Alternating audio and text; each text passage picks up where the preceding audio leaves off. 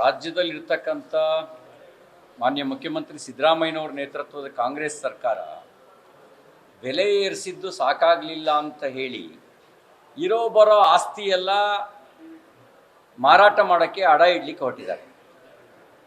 ಭವಿಷ್ಯದ ಯೋಜನೆಗಳಿಗೆ ಬಳಕೆ ಮಾಡಿಕೊಳ್ಬೇಕಾಗಿರ್ತಕ್ಕಂಥ ಸರ್ಕಾರಿ ಭೂಮಿಯನ್ನು ಭವಿಷ್ಯದಲ್ಲಿ ನಾವು ಹಲವು ಯೋಜನೆಗಳನ್ನು ತರಬೇಕಾಗತ್ತೆ ಅಂದರೆ ಅದಕ್ಕೆ ಬಳಕೆ ಅದಕ್ಕಾಗಿ ಸಂರಕ್ಷಿಸಿ ಇಡಬೇಕಾದಂಥ ಸರ್ಕಾರಿ ಭೂಮಿಯನ್ನು ಇವತ್ತಿನ ತಾತ್ಕಾಲಿಕ ಕೊರತೆ ತುಂಬಿಸ್ಕೊಡೋದಕ್ಕೆ ಅದನ್ನ ಮಾರಾಟ ಮಾಡೋದಕ್ಕೆ ಲೀಸ್ ಕೊಡುವಂಥ ಹುನ್ನಾರ ನಡೆಸ್ತಿರೋದ್ರ ಹಿಂದುಗಡೆ ಒಂದು ದೊಡ್ಡ ಸಂಚಿದ್ದಂತೆ ನನಗೆ ಅನುಮಾನ ಬರ್ತಾ ಇದೆ. ಆ ಸಂಚು ಕಾಂಗ್ರೆಸ್ ಪಾರ್ಟಿಯಲ್ಲಿರುವಂಥ ಬಹುತೇಕ ಜನ ಪ್ರಮುಖ ಸಚಿವರುಗಳು ರಿಯಲ್ ಎಸ್ಟೇಟ್ ಜೊತೆಗೆ ಸಂಬಂಧ ಹೊಂದಿರತಕ್ಕಂಥದ್ದು ಗೊತ್ತಿರೋ ಸಂಗತಿ. ಅವರುಗಳಿಗೆ ಈ ಭೂಮಿಯನ್ನು ಕೊಡುವ ಸಂಚು ನಡೆದಿರುವಂಥ ಸಾಧ್ಯತೆಗಳಿದ್ದಾವೆ. ತಮ್ಮ ಮೂಲಕ ನಾನು ಮಾನ್ಯ ಮುಖ್ಯಮಂತ್ರಿಗಳಿಗೆ ಕೇಳಕ್ಕೆ ಬಯಸ್ತೇನೆ. ನೀವು ಹೇಳ್ತಾ ಇದ್ರು ನಮ್ಮ ಸರ್ಕಾರದ ಖಜಾನೆ ಭರ್ತಿಯಾಗಿದೆ. ಖಜಾನೆ ಭರ್ತಿಯಾದ ಮೇಲೆ ಒಂದು ಕಡೆ ಬೆಲೆ ಏರಿಕೆ, ಇನ್ನೊಂದು ಕಡೆ ಈ ಸರ್ಕಾರಿ ಭೂಮಿಯನ್ನು ಮಾರಾಟ ಮಾಡುವಂಥ ಸಂಚು. ನಿಮ್ಮನ್ನು ನೋಡಿದಾಗ ನಂಗೆ ನೆನಪಾಗೋದು ಈ ಸೋಮಪ್ಪ ಒಂದು ಕೋಳಿ ಸಾಕಿದ್ದಂತೆ, ದಿನ ಒಂದು ಚಿನ್ನದ ಮೊಟ್ಟೆ ಇಡ್ತಾ ಇತ್ತಂತೆ. ಅವನಿಗೆ ಬಹಳ ದುರಾಸೆ ಬಂತಂತೆ. ದಿನಕ್ಕೆ ಒಂದೇ ಮೊಟ್ಟೆ ಇಡುತ್ತೆ.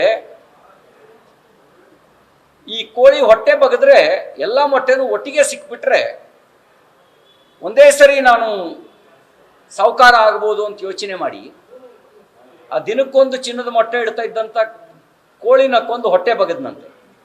ಕೊನೆಗೆ ಮೊಟ್ಟೆನೂ ಇಲ್ಲ, ಕೋಳಿನೂ ಇಲ್ಲ. ಈ ಕಾಂಗ್ರೆಸ್ನ ದುರಾಸೆಗೆ ರಾಜ್ಯವೇ ದಿವಾಳಿ ಆಗುವಂಥ ಅಪಾಯದ ಸ್ಥಿತಿಗೆ ಬಂದು ತಲುಪಿದೆ. ಇವರ ರಾಜಕೀಯ ದುರಾಸೆಗೆ, ಇವರ ಮತ ಬ್ಯಾಂಕನ್ನು ಕ್ರೋಢೀಕರಿಸಿಕೊಳ್ಳುವಂಥ ದುರಾಸೆಗೆ ರಾಜ್ಯದ ಆರ್ಥಿಕ ಸ್ಥಿತಿಯೇ ದಿವಾಳಿಗೆ ಬಂದು ತಲುಪಿದೆ. ಅದಕ್ಕಾಗಿ ಎಲ್ಲವನ್ನೂ ಮಾರಿ ನುಂಗಿ ಗುಡಿಸಿ ಗುಂಡಾಂತರ ಮಾಡಿ ಹೋಗಬೇಕು ಅನ್ನುವಂಥ ಮನಸ್ಥಿತಿಯಲ್ಲಿ ಇವತ್ತಿನ ಕಾಂಗ್ರೆಸ್ಸು ಸರ್ಕಾರ ಇದೆ. ಇವರನ್ನ ನೋಡಿದಾಗ ಇವರು ರಾಜ್ಯವನ್ನು ಉಳಿಸ್ತಾರೆ ಅಂತ ನಮ್ಗೆ ಅನ್ಸೋದಿಲ್ಲ. ಗುಡಿಸಿ ಗುಂಡಾಂತರ ಮಾಡೋದೇ ಇವರು ಉದ್ದೇಶ ಇದ್ದಂತಿದೆ.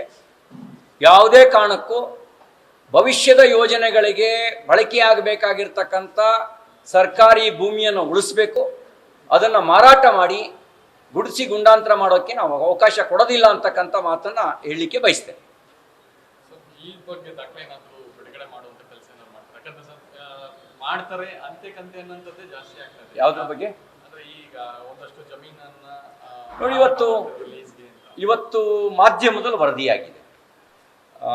ಹಣಕಾಸು ಇಲಾಖೆಯ ಪ್ರಿನ್ಸಿಪಲ್ ಸೆಕ್ರೆಟರಿ ಅತೀಕ್ ಅಹಮದ್ ಅವರು ಹೇಳಿದ್ದಾರೆ, ನಾವು ಸಂಪನ್ಮೂಲ ಕ್ರೋಢೀಕರಣದ ಮಾರ್ಗಗಳನ್ನು ಹುಡುಕ್ತಾ ಇದ್ದೀವಿ ಅಂತ.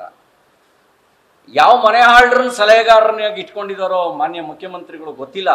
ಅವ್ರು ರಾಜ್ಯನೇ ಹಾಳು ಮಾಡಕ್ಕೆ ಹೊಟ್ಟಿದ್ದಾರೆ. ಬರೀ ಮನೆ ಹಾಳರನ್ನ ಇಟ್ಕೊಂಡ್ರೆ ಮನೆ ಮಾತ್ರ ಹಾಳಾಗತ್ತೆ. ಇವ್ರು ರಾಜ್ಯ ಹಾಳು ಮಾಡೋರನ್ನ ಸಲಹೆಗಾರರಾಗಿ ಇಟ್ಕೊಂಡಿದ್ದಾರೆ. ಏನೇನು ಐಡಿಯಾ ಕೊಡ್ತಾ ಇದ್ದಾರೋ ಗೊತ್ತಿಲ್ಲ. ಐಡಿಯಾ ಎಲ್ಲ ಒಂದು ಕಡೆ ಬೆಲೆ ಏರಿಕೆ ಬರೆ, ಇನ್ನೊಂದು ಕಡೆ ಸರ್ಕಾರಿ ಆಸ್ತಿಯನ್ನು ಮಾರಾಟ ಮಾಡಿ ಲೂಟಿ ಮಾಡುವ ಸಂಚು. ಡಿ.ಕೆ. ಶಿವರ್ ಹೇಳಿದ್ದಾರೆ, ಸರ್ ಸರ್ವೆ ಮಾಡ್ತಾ ಇದ್ದೀನಿ, ಅಳತೆ ಮಾಡಿ ಲೆಕ್ಕ ಮಾಡಿ ಡಾಕ್ಯುಮೆಂಟೇಶನ್ ಮಾಡೋದಕ್ಕಾಗಿ ಸರಿ ಮಾಡ್ಕೊಳ್ಳೋದಕ್ಕಾಗಿ ಮಾಡ್ತಾ ಇದ್ದೀವಿ, ನಾವು ಮಾರ್ತಾ ಇಲ್ಲ ಸರ್ಕಾರಿ ಭೂಮಿನ ಅಂತ ಹೇಳ್ತಾರೆ. ಈಗ ಅವರ ಹಂಗ ಪ್ರಿನ್ಸಿಪಲ್ ಸೆಕ್ರೆಟರಿ ಹೇಳಿರೋದು ಸುಳ್ಳೋ ಸತ್ಯನ? ನಾವು ಸಂಪನ್ಮೂಲ ಕ್ರೋಢೀಕರಣಕ್ಕೆ ಈ ಭೂಮಿ ಮಾರಾಟದ ಯೋಚನೆಯನ್ನು ಮಾಡಿದ್ದೀವಿ ಅಂತ ಅವರೇ ಹೇಳಿದಾರಲ್ಲ. ಹಾಗೆ ಅವ್ರ ಮೇಲೆ ಆಕ್ಷನ್ ತಗೊಳ್ಳಿ, ಪ್ರಿನ್ಸಿಪಲ್ ಸೆಕ್ರೆಟರಿ ಮೇಲೆ. ನೀರಿನ ದರ ಹೆಚ್ಚಳ ಮಾಡೋದಕ್ಕೂ ಕೂಡ ಸಿದ್ಧತೆ ಮಾಡಿಕೊಳ್ತಾ ಇದ್ದಾರೆ. ಇನ್ನೇನು ಉಳಿಯಲ್ಲ, ಗಾಳಿ ಮೇಲೆ ಒಂದು ಹಾಕ್ಬಿಟ್ರೆ.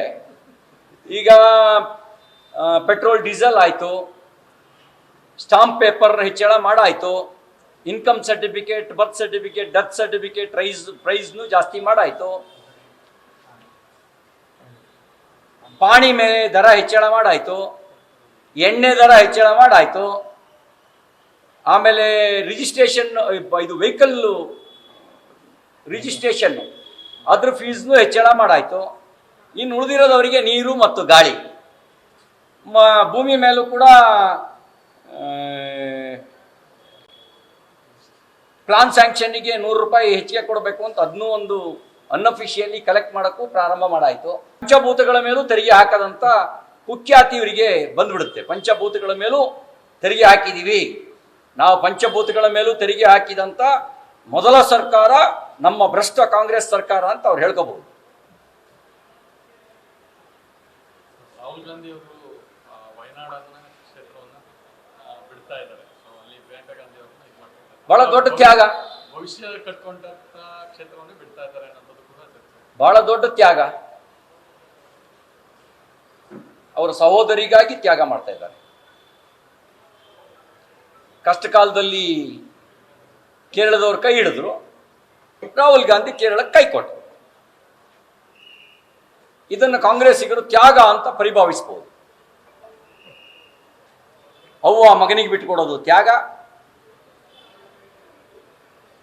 ಅಣ್ಣ ತಂಗಿಗೆ ಬಿಟ್ಟುಕೊಡೋದು ತ್ಯಾಗ. ಈ ಯಾವುದು ತಮ್ಮ ಕುಟುಂಬದಿಂದ ತಪ್ಪು ಹೋಗದಂಗೆ ನೋಡ್ಕೊಳ್ಳೋದೇ ದೊಡ್ಡ ತ್ಯಾಗ. ಕಾಂಗ್ರೆಸ್ ಪಾರ್ಟಿಯ ಡಿಕ್ಷನರಿನಲ್ಲಿ ತ್ಯಾಗಕ್ಕೆ ಅವರು ಕೊಟ್ಟಿರುವಂಥ ಡೆಫಿನೇಷನ್, ಪರಿಭಾಷೆ, ವ್ಯಾಖ್ಯಾನ, ಕುಟುಂಬದಿಂದ ಹೊರಗೆ ಹೋಗದಂಗೆ ನೋಡ್ಕೊಳ್ಳೋದೇ ದೊಡ್ಡ ತ್ಯಾಗ. ನ್ಯೂಸ್ ಫಸ್ಟ್ ನಿರ್ಭೀತಿಯಿಂದ ನಿಮ್ಮ ಪರವಾಗಿ.